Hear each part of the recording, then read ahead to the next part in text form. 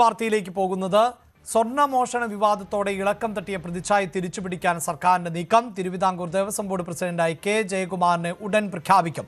ദേവസ്വം മന്ത്രി തീരുമാനം അറിയിച്ചതായും തിങ്കളാഴ്ച ഉത്തരവ് പുറത്തിറങ്ങുമെന്നാണ് പ്രതീക്ഷയെന്നും നിയുക്ത ബോർഡ് പ്രസിഡന്റ് കെ ജയകുമാർ പറഞ്ഞു. കുറ്റമറ്റ രീതിയിൽ മണ്ഡലകാലം പൂർത്തീകരിക്കലാണ് ലക്ഷ്യം.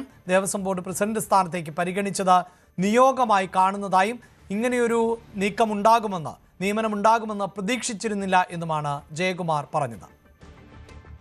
ബഹുമാനപ്പെട്ട നമ്മുടെ ദേവസ്വം മന്ത്രിയെ സംസാരിച്ചിരുന്നു ഇന്നലെ. ഞാൻ തൃശ്ശൂർ വെച്ച് കണ്ടിരുന്നു. അങ്ങനെയാണൊരു ഔദ്യോഗികമായിട്ടുള്ളൊരു സ്ഥിരീകരണം ഉള്ളത്. പിന്നെ തിങ്കളാഴ്ച ഒരു ഓർഡർ ഇറങ്ങുമായിരിക്കും. അപ്പോൾ എത്രയും പെട്ടെന്ന് ഓർഡർ കിട്ടിക്കഴിഞ്ഞാൽ ചാർജ് എടുക്കണം എന്ന് വിചാരിക്കുന്നു. ഇപ്പോൾ ഏറ്റവും പ്രധാനപ്പെട്ട പ്രശ്നം ഇപ്പോൾ നമ്മുടെ മുമ്പിലുള്ളത് എന്ന് വെച്ചാൽ ഇപ്പോൾ 17-ാം തീയതി ആരംഭിക്കുന്ന 2 മാസം നീണ്ടു നിൽക്കുന്ന തീർത്ഥാടനം ഭംഗിയായിട്ട് നടക്കുക എന്നുള്ളതാണല്ലോ ഏറ്റവും വലിയ പ്രയോറിറ്റി. അതിനായിരിക്കണം ഇപ്പോൾ മുൻഗണന കൊടുക്കേണ്ടത്. പ്രതീക്ഷിച്ചില്ല എന്നുള്ളതാണ് വാസ്തവം. എന്റെ പേര് ഇതിനകത്ത് പരിഗണിക്കപ്പെടേണ്ട കാര്യമില്ലല്ലോ. കാരണം ഞാനിപ്പോഴും മനസ്സുകൊണ്ടൊരു ഉദ്യോഗസ്ഥനായതുകൊണ്ടായിരിക്കണം. പക്ഷേ അങ്ങനെ വന്നു കഴിഞ്ഞപ്പോൾ ഞാൻ ആലോചിച്ചപ്പോൾ കിടന്നില്ല, എനിക്കത് ചെയ്യാൻ സാധിക്കും, പരിചയമുണ്ടല്ലോ. പിന്നെ ഞാനൊരു ഈശ്വരവിശ്വാസിയാണല്ലോ. അതുകൊണ്ട് തന്നെ ഇതൊരു നിയോഗമായിട്ട് ഞാൻ കാണുകയാണ്. ഒരു ഉത്തരവാദിത്തം തന്നെ ഏൽപ്പിക്കുകയാണ് ഗവൺമെന്റും അതിന്റെ പിന്നിൽ ഭഗവാനും എന്നാണ് വിചാരിക്കുന്നത്. എല്ലാ കിരീടത്തിലും ഉള്ളുള്ളതായി തോന്നിയിട്ടില്ല എന്നും അത് വെക്കുന്ന രീതി പോലെ ഇരിക്കുമെന്നുകൂടി ആയിരുന്നു അദ്ദേഹത്തിന്റെ ഒരു പ്രതികരണം. ആശങ്കയുണ്ടോ എന്ന ചോദ്യത്തോടുള്ള മറുപടിയായിരുന്നു അത്. എനിക്ക് അങ്ങനെ യാതൊരു ആശങ്കയുമില്ല. കാരണം ഒരുപാട് അങ്ങനെ എല്ലാ കിരീടത്തിലും മുള്ളുള്ളതായിട്ട് എനിക്ക് തോന്നുന്നില്ല. നമ്മൾ വയ്ക്കുന്ന രീതി പോലെ ഇരിക്കും. കെ ജയകുമാറിനെ ഇപ്പോൾ നിലവിൽ ദേവസ്വം ബോർഡ് പ്രസിഡന്റായി ഔദ്യോഗികമായി തീരുമാനിച്ചിട്ടില്ല. പക്ഷേ അത് സംബന്ധിച്ച അറിയിപ്പ് ലഭിച്ചിരിക്കുന്നു ദേവസ്വം മന്ത്രിയിൽ നിന്ന് എന്നാണ് ജയകുമാർ തന്നെ പ്രതികരിക്കുന്നത്. അദ്ദേഹത്തിന്റെ വാക്കുകളിൽ വ്യക്തമാണ് താൻ ഒരു ഈശ്വര വിശ്വാസിയാണ് എന്നും ഒരു ഉദ്യോഗസ്ഥൻ എന്ന നിലയിലാണ് പ്രവർത്തിക്കുന്നത് എന്നും അതുകൊണ്ട് അപ്രതീക്ഷിതമാണ് എന്നുമാണ് അദ്ദേഹം പറയുന്നത്. ആ വാക്കുകളെ തീർച്ചയായും നമുക്ക് മുഖവിലക്കെടുക്കാം. തീർച്ചയായും അപ്രതീക്ഷിതമായ ഒരു നീക്കമാണ് സർക്കാരിന്റെ ഭാഗത്ത് നിന്ന് ഉണ്ടാകുന്നത്. അവിടെയാണ് എന്തുകൊണ്ട് ജയകുമാറിലേക്ക് സർക്കാർ എത്തി എന്നത് പ്രധാനപ്പെട്ടതായി മാറുന്നത്. അതിലേറ്റവും എടുത്തു പറയേണ്ടത് ഇപ്പോൾ ഈ സ്വർണ്ണ കവർച്ച വിവാദം വലിയ തോതിൽ രാഷ്ട്രീയമായി സർക്കാരിനെ പ്രതിസന്ധിയിലാക്കുന്ന, സർക്കാരിനപ്പുറത്ത് ഈ മുന്നണിക്ക് നേതൃത്വം നൽകുന്ന CPIM-നെ പിടിച്ചുലച്ച ഒരു വിവാദമാണ്. രാഷ്ട്രീയ എതിരാളികൾ അത് വലിയ തോതിൽ ആയുധമാക്കുന്ന ഒരു പശ്ചാത്തലം കൂടിയുണ്ട്. ഈ സ്വർണ്ണ കവർച്ച വിവാദം നിലനിൽക്കുന്ന പശ്ചാത്തലത്തിലാണ് ദേവസ്വം ബോർഡിൻ്റെ ഭാരവാഹികളുടെ കാലാവധി നീട്ടി നൽകുവാനുള്ള ഒരു നീക്കത്തിലേക്ക് സർക്കാർ പോയിരുന്നു. അതിൽ നിന്ന് സർക്കാരിന് പിൻവാങ്ങേണ്ടതായി വന്നത്. മാത്രവുമല്ല, ഹൈക്കോടതിയുടെ ഭാഗത്ത് നിന്ന് സുപ്രധാനമായ ചില പരാമർശങ്ങൾ ഉണ്ടായിരുന്നു. അത് കഴിഞ്ഞ ദേവസ്വം ബോർഡിൻ്റെയും ഈ ദേവസ്വം ബോർഡിൻ്റെയും ഒക്കെ പ്രവർത്തനത്തെ സംശയ നിഴലിൽ ആക്കുന്നതാണ്. ഉണ്ണികൃഷ്ണൻ പോറ്റിക്ക് ശബരിമലയിലെ സ്വർണ്ണമോഷണവുമായി ബന്ധപ്പെട്ട് ഇത്തരം കുറ്റകൃത്യങ്ങൾ ചെയ്യുന്നതിന് ബോർഡിൻ്റെ ഒത്താശയുണ്ടായി എന്ന നിഗമനത്തിലേക്കും നിരീക്ഷണത്തിലേക്കും ഹൈക്കോടതി പോയ പശ്ചാത്തലത്തിൽ ഈ സ്വർണ്ണമോഷണ കേസിൽ ഇപ്പോൾ മുഖം നഷ്ടപ്പെട്ടിരിക്കുന്ന ഒരു സർക്കാരാണ് ഉള്ളത്. അതുകൊണ്ട് തന്നെ സർക്കാരിന് ഈ പ്രതിച്ഛായ നഷ്ടം പരിഹരിക്കുക എന്നത് അനിവാര്യമാകുന്ന ഒരു സാഹചര്യം ആണ്. ഏതു വിധേനയും ഈ പ്രതിച്ഛായ നഷ്ടം വീണ്ടെടുക്കേണ്ടതുണ്ട്. അവിടെയാണ് സാധാരണ നിലയിൽ ഒരു പൊളിറ്റിക്കൽ നിയമനമാണ് ഈ ദേവസ്വം പ്രസിഡന്റ് സ്ഥാനത്തേക്ക് നടക്കാറുള്ളത്. അത് എൻ വാസുവിൻ്റെ കാര്യമാകട്ടെ പത്മകുമാറിൻ്റെ കാര്യമാകട്ടെ ഒക്കെ പരിശോധിച്ചാൽ നമുക്ക് മനസ്സിലാക്കാൻ സാധിക്കും. ഇപ്പോഴത്തെ ദേവസ്വം ബോർഡ് പ്രസിഡന്റ് പ്രശാന്തും അത്തരത്തിൽ ഒരു പൊളിറ്റിക്കൽ നിയമനത്തിലൂടെ ദേവസ്വം ബോർഡിൻ്റെ അധ്യക്ഷ സ്ഥാനത്തേക്ക് എത്തിയ വ്യക്തിയാണ്. അതിൽ നിന്ന് മുക്തി നേടണമെങ്കിൽ ഇപ്പോൾ ഒരു പൊളിറ്റിക്കൽ നിയമനമാകരുത് നടക്കേണ്ടത് എന്നുള്ളതാണ്. അതിന് പ്രധാനപ്പെട്ട കാരണമെന്നത് വരാൻ പോകുന്ന നിയമസഭാ തദ്ദേശ തെരഞ്ഞെടുപ്പുകൾ ആണ്. ഇന്ന് വരും ദിവസങ്ങളിലടക്കം തദ്ദേശ തെരഞ്ഞെടുപ്പിൻ്റെ തീയതി പ്രഖ്യാപിക്കുന്ന ഒരു സാഹചര്യം ഉണ്ടാകുന്നു. ആ സാഹചര്യത്തിൽ രാഷ്ട്രീയ എതിരാളികൾ തീർച്ചയായും ദേവസ്വം ബോർഡിലെ അഴിമതികളെ തന്നെ, ദേവസ്വം ബോർഡിൻ്റെ അഴിമതി എന്ന് തന്നെയാണ് അതിനെ സാങ്കേതികമായി പറയാൻ സാധിക്കുക, ഉദ്യോഗസ്ഥ തലത്തിലെ വീഴ്ച എന്നൊക്കെ സർക്കാർ പ്രതിരോധം തീർക്കുന്നുണ്ട്. ഉണ്ണികൃഷ്ണൻ പോറ്റി മാത്രം നടത്തിയ ഒരു ഇടപാടായി ഇതിനെ കണക്കാക്കാൻ സാധിക്കില്ല. എന്തുകൊണ്ട് ദേവസ്വം ബോർഡിലെ അധികൃതർക്ക്, ഉദ്യോഗസ്ഥർക്ക്, ഒപ്പം ഇത്തരം നോമിനികൾക്ക് ദേവസ്വം ബോർഡിൻ്റെ ഭരണസമിതിക്ക് ഇക്കാര്യങ്ങളിൽ നിയന്ത്രണമില്ല, നിരീക്ഷണമില്ല എന്ന ചോദ്യം ഉയരുന്നുണ്ട്. അതിനെ പ്രതിരോധിക്കാൻ ഈ വിവാദമുണ്ടായപ്പോൾ ഞങ്ങൾ മികവുറ്റ ഒരാളെ നിയമിച്ചിരിക്കുന്നു എന്ന് സർക്കാരിന് വരുത്തി തീർക്കേണ്ടതുണ്ട്. അവിടെയാണ് ജയകുമാർ എന്ന പേര് ശ്രദ്ധേയമാകുന്നത്. കാരണം അദ്ദേഹം ഒരു പൊതു സ്വീകാര്യൻ ആയിട്ടുള്ള വ്യക്തിയാണ്. ഒരു പക്ഷേ ജയകുമാറാണ് ദേവസ്വം ബോർഡിൻ്റെ അടുത്ത അധ്യക്ഷൻ എന്ന് തീരുമാനിക്കുമ്പോൾ അതിനെ രാഷ്ട്രീയമായി എതിർക്കാൻ BJPക്കോ കോൺഗ്രസിനോ പോലും സാധിക്കാത്ത പശ്ചാത്തലമുണ്ടാകുന്നു. ബോർഡിന്റെ കാലാവധി നീട്ടുന്നതിനെ അംഗീകരിക്കാനാവില്ല എന്ന് പ്രതിപക്ഷ നേതാവ് വി ഡി സതീശൻ അസന്നിഗ്ധമായി പറഞ്ഞതാണ്. അങ്ങനെ ഒരു നീക്കവുമായി മുന്നോട്ട് പോയാൽ അതിൽ ഒപ്പുവെക്കരുത് എന്ന് ഗവർണറോട് ആവശ്യപ്പെടുമെന്ന് BJPയും ആവശ്യമുന്നയിച്ച പശ്ചാത്തലമുണ്ട്. അവിടെ ജയകുമാറിന്റെ പേരിലേക്ക് എത്തുമ്പോൾ സ്വാഭാവികമായും BJPക്കും കോൺഗ്രസിനും അതിനെ എതിർക്കാൻ സാധിക്കുമോ എന്നതാണ് ഏറ്റവും എടുത്തു പറയേണ്ടത്.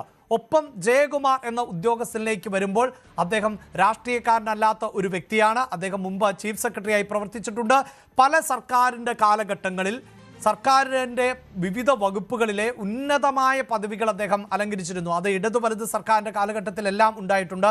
അപ്പോഴൊന്നും ഈ ജയകുമാർ എന്ന വ്യക്തി ഏതെങ്കിലും രാഷ്ട്രീയ താല്പര്യത്തിന് ഏതെങ്കിലും ഒരു പൊളിറ്റിക്കൽ പാർട്ടിയോട് പ്രത്യേകമായ ആഭിമുഖ്യം പുലർത്തുന്നു എന്ന വിമർശനം ഉണ്ടായിട്ടില്ല എന്നതുകൂടിയാണ് ജയകുമാറിലേക്ക് എത്താനുണ്ടായ സാഹചര്യം. ഒപ്പം ശബരിമലയുമായി ബന്ധപ്പെട്ട വിഷയം പരിഗണിക്കുമ്പോൾ ശബരിമലയിൽ ഇത് അദ്ദേഹത്തിൻ്റെ ആദ്യത്തെ ഉദ്യമമല്ല. ശബരിമലയുമായി ബന്ധപ്പെട്ട് ഇതിനു മുമ്പ് തന്നെ പ്രവർത്തന പാരമ്പര്യം ഉണ്ട് ജയകുമാറിന് എന്നതാണ് എടുത്തു പറയേണ്ടത്. ശബരിമലയിലെ ഹൈപ്പവർ കമ്മിറ്റിയുടെ ചെയർമാൻ ആയിരുന്നു ജയകുമാർ. ഒപ്പം 2 തവണ സ്പെഷ്യൽ കമ്മീഷണർ എന്ന നിലയിലും ശബരിമലയുമായി ബന്ധപ്പെട്ട് പ്രവർത്തനങ്ങൾ നടത്തിയിട്ടുണ്ട്. ശബരിമല മാസ്റ്റർ പ്ലാൻ കമ്മിറ്റിയുടെ ചെയർമാൻ എന്ന നിലയിലും അനുഭവ സമ്പത്തുണ്ട് ജയകുമാറിലേക്ക്. ഇതെല്ലാം ആണ് ജയകുമാർ എന്ന വ്യക്തിക്ക് അനുകൂലമാകുന്ന ഘടകങ്ങൾ. ഇതിൻ്റെ വിശദാംശങ്ങൾ നൽകാൻ ഞങ്ങളോടൊപ്പം ഡാൻ കുര്യൻ ആണ് ഈ ഘട്ടത്തിൽ ചേരുന്നത്. ഒപ്പം പ്രേക്ഷകരുടെ ശ്രദ്ധയിലേക്ക്, അതായത് കുറ്റമറ്റ രീതിയിൽ പ്രവർത്തനങ്ങൾ നടത്തുന്ന IAS ഉദ്യോഗസ്ഥരെന്ന് പറയുമ്പോൾ അല്പസമയം മുമ്പ് ഈ നിയുക്ത ദേവസ്വം ബോർഡ് പ്രസിഡന്റ് പറഞ്ഞൊരു കാര്യമുണ്ട്, അദ്ദേഹം ഒരു ഈശ്വര വിശ്വാസിയാണ് എന്ന്. ഒരു പക്ഷേ ഇനി പറയാൻ പോകുന്ന കാര്യം പ്രേക്ഷകർക്ക് അറിവുള്ളതാകാം. അദ്ദേഹം ഒരു മികച്ച ഗാനരചയിതാവ് കൂടിയാണ്. അതിൽ ഭക്തിഗാനങ്ങളുമുണ്ട്. ഇപ്പോഴും കേരളത്തിലെ പല ക്ഷേത്രങ്ങളിലും പ്രഭാതങ്ങളിലും പ്രദോഷങ്ങളിലുമെല്ലാം ഉയർന്നു കേൾക്കുന്ന കുടജാദ്രിയിൽ കുടികൊള്ളും മഹേശ്വരി എന്ന് തുടങ്ങുന്ന ഗാനം അത് ഈ ജയകുമാറിൻ്റെ തൂലികത്തുമ്പിൽ പിറന്നതാണ്. മാത്രമല്ല സിനിമാ ഗാനങ്ങളും അദ്ദേഹം രചിച്ചിട്ടുണ്ട്. കിഴക്കുണരും പക്ഷി എന്ന ചിത്രത്തിലെ സൗപർണികാമൃത വീജികൾ പാടും എന്ന ഗാനം ജയകുമാർ രചിച്ച ഗാനമാണ്. മലയാളത്തിൽ വലിയ ഹിറ്റ് തീർത്ത, ഇപ്പോഴും നിരവധി ആളുകൾ ഇഷ്ടപ്പെടുകയും കാണുകയും ചെയ്യുന്ന വടക്കൻ വീരഗാഥ എന്ന സിനിമ, ആ സിനിമയാണ് മമ്മൂട്ടിയുടെ കരിയറിനെ തന്നെ മാറ്റിമറിച്ചത്. അതിൽ മമ്മൂട്ടി നായകനായി എത്തുമ്പോൾ ആ മമ്മൂട്ടിയെ വർണ്ണിക്കുന്ന ഗാനമുണ്ട്, ചന്ദനലേപ സുഗന്ധം എന്ന് തുടങ്ങുന്ന ആ ഗാനം. അതൊക്കെ ഈ ജയകുമാറിൻ്റെ തൂലികയിൽ പിറന്നതാണ് എന്നതുകൂടി ഒന്ന് പ്രേക്ഷകരെ ഓർമ്മിപ്പിക്കുന്നത് അറിവുള്ള കാര്യമായിരിക്കാം. എന്തുതന്നെയുമാകട്ടെ, ഡാൻ ഇതാ ഒരു പേരിലേക്ക് എത്തിയിരിക്കുന്നു, അത് ജയകുമാർ എന്നുള്ളതാണ്. അവിടെ ഈ രാഷ്ട്രീയ എതിരാളികൾക്കും വലിയ വിയോജിപ്പിന് സാധ്യതയുണ്ടോ? ഇപ്പോഴുണ്ടായിട്ടുള്ള ഈ പ്രതിസന്ധി, ദേവസ്വം ബോർഡുമായി ബന്ധപ്പെട്ട പ്രതിസന്ധി പരിഹരിക്കുന്നതിന് ഏറ്റവും ഉചിതമായ പേരുകളിൽ ഒന്നായല്ലേ ജയകുമാറിനെ കാണേണ്ടത്?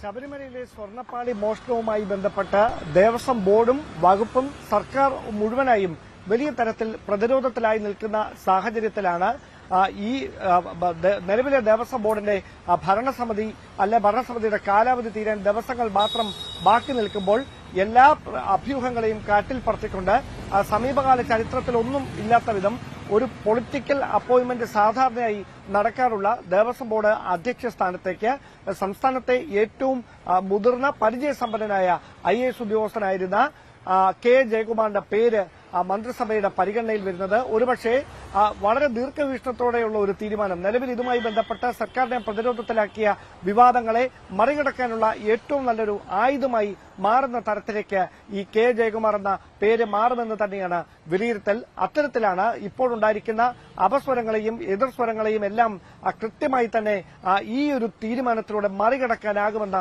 വലിയ പ്രതീക്ഷയിൽ കെ ജയകുമാർ എന്ന ഒറ്റ പേരിലേക്ക് മന്ത്രിസഭാ യോഗം അല്ലെങ്കിൽ CPF സെക്രട്ടേറിയറ്റൊക്കെ എത്തിയിരിക്കുന്നത്. മുഖ്യമന്ത്രിയുടെ അംഗീകാരത്തോടെ തിങ്കളാഴ്ചയായിരിക്കും ഈ പ്രഖ്യാപനം ഉണ്ടാകുകയെന്നാണ് അറിയാൻ കഴിയുന്നത്. കെ ജയകുമാറിനെ ദേവസ്വം ബോർഡിന്റെ പുതിയ അധ്യക്ഷനായി നിയമിക്കാനുള്ള തീരുമാനത്തിലൂടെ, അത്തരമൊരു പേരിലേക്ക് എത്തിയതിലൂടെ നിലവിലെ ദേവസ്വം ബോർഡ് ഉൾപ്പെടെ സംശയത്തിന്റെ വലിയ പുകമറയിലായിരുന്നു. കാരണം ഇപ്പോഴുണ്ടായിരിക്കുന്ന വിവാദങ്ങളിൽ നിന്ന് PS പ്രസാദ് നയിക്കുന്ന ബോർഡിനോ ഭാരവാഹികൾക്കൊന്നും ഒഴിഞ്ഞു മാറാനാവില്ല എന്ന് ഹൈക്കോടതി ആവർത്തിച്ച് പറയുന്ന സാഹചര്യമുണ്ടായിരുന്നു. അതിനിടയിൽ കാലാവധി പൂർത്തിയാക്കുന്ന ഭരണസമിതിയുടെ തലപ്പത്തേക്ക് കെ ജയകുമാറിനെ പോലെ ഒരു മുതിർന്ന ഉദ്യോഗസ്ഥനെ നിയമിക്കുമ്പോൾ അതിൽ ലക്ഷ്യം മറ്റൊന്നുമല്ല, 2 തെരഞ്ഞെടുപ്പുകൾ വരാനിരിക്കുന്ന ഏറ്റവും അടുത്ത് നിൽക്കുന്ന തദ്ദേശ തെരഞ്ഞെടുപ്പ്, മാസങ്ങൾക്ക് ശേഷം നടക്കാൻ പോകുന്ന നിയമസഭാ തെരഞ്ഞെടുപ്പ്. അവിടെ വിശ്വാസികളുടെ പ്രശ്നങ്ങളെയും വിശ്വാസത്തെയും ചേർത്ത് നിർത്തുന്ന നിലപാടാണ് സർക്കാരിന്റേത് എന്ന ഒരു പ്രതിച്ഛായ സൃഷ്ടിക്കേണ്ടത് സർക്കാരിനെ സംബന്ധിച്ച്, ഇടത് മുന്നണിയെ സംബന്ധിച്ച് അനിവാര്യമായ ഒരു ഘട്ടമാണ്. അതുകൊണ്ട് തന്നെയാണ് ഇങ്ങനെയൊരു തീരുമാനത്തിലേക്ക് സർക്കാർ എത്തിയതെന്ന് വേണം മനസ്സിലാക്കാൻ. അങ്ങനെയെങ്കിൽ വരുന്ന മണ്ഡലകാലം സുഗമമായി നടത്തുന്നതിനു വേണ്ടി കെ ജയകുമാറിന്റെ നേതൃത്വത്തിലുള്ള ഭരണസമിതി ഏത് തരത്തിലുള്ള ഇടപെടലാകും നടത്തുക എന്നതാണ് ഇനി കാത്തിരുന്ന് കാണാനുള്ളത്. ശരി. ഒപ്പം ഡാൻ, ഇതിൽ ഈ സംഘപരിവാർ സംഘടനകൾ അടക്കം വലിയ വിയോജിപ്പ് ഇപ്പോൾ ശ്രീ അജയ് തറയിലുണ്ട്. അദ്ദേഹം ദേവസ്വം ബോർഡ് മുൻ അംഗം കൂടിയാണ്. ശ്രീ അജയ് തറയിൽ ഒടുവിൽ ജയകുമാർ എന്ന പേരിലേക്ക് എത്തിയിരിക്കുന്നു ദേവസ്വം ബോർഡിന്റെ അടുത്ത അധ്യക്ഷ സ്ഥാനത്തേക്ക്. അങ്ങനെ ഒരു പേരാണ് പാർട്ടി ആലോചിക്കുന്നത്. CPM ആലോചിച്ചായിരിക്കുമല്ലോ സ്വാഭാവികമായും സർക്കാരിന്റെ തീരുമാനമായി ഇനി വരാൻ പോകുന്നത്.